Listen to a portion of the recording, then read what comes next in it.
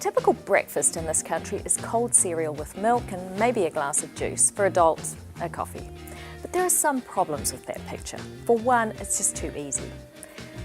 Number two, it's loaded with sugar. A breakfast like this, for example, with 9 teaspoons of sugar in, will actually cause a peak in sugar, which will then trough in mid-morning, and your kids are going to get really hungry and get the mid-morning munchies.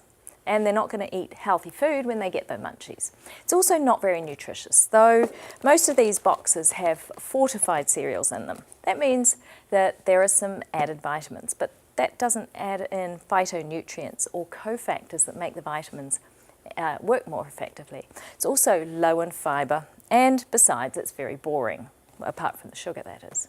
Now, if you want your kids to accept a more adventurous breakfast, then you need to do it yourself. Kids acquire their tastes early, even in the womb, so you need to start on yourself before you even have the baby.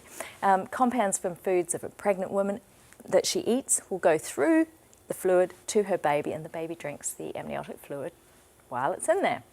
So after birth, kids prefer the foods they've been exposed to in utero. It's called prenatal flavour learning. But that does not mean they're going to love it at first bite. That is, unless it's sugar. In utero, even 13-week-old fetuses will drink more amniotic fluid when it contains sugar. So getting kids to eat sugar is easy. It's teaching them all the other things that's going to be hard unless they've never had candy-coated breakfast cereal. And so if you don't introduce them to it, you're going to make life a lot easier for yourself.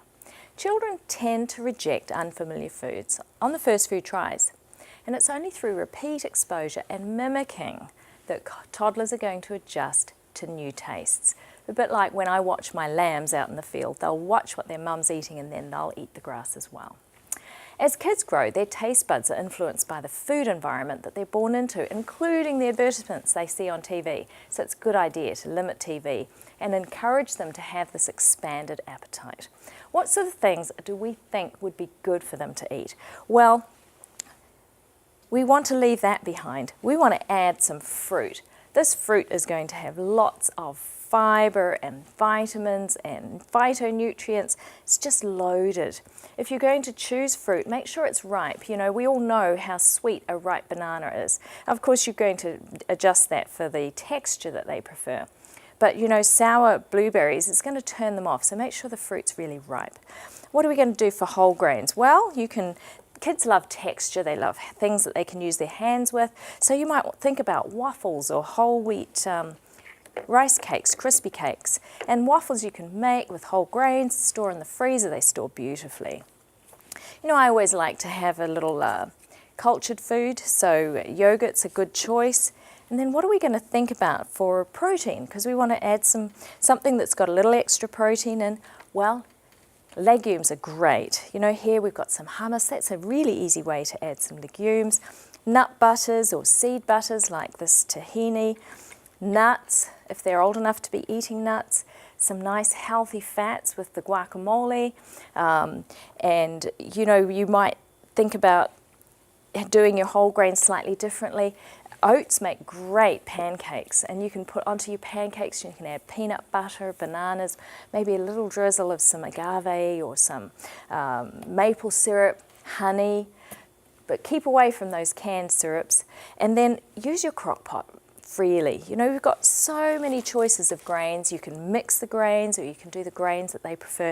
I'm sure you'll find one grain that your kids like to eat, whether it's quinoa, amaranth, buckwheat, kibbled oats, or even whole grain rice. Pop it in the crock pot overnight. You don't even need to think about it. 4 cups of water to 1 cup of grains, and in the morning you've got a steaming hot, nice breakfast, wonderful in winter. And you might even want to add in a few dates or raisins or whatever their favourite dry fruit is.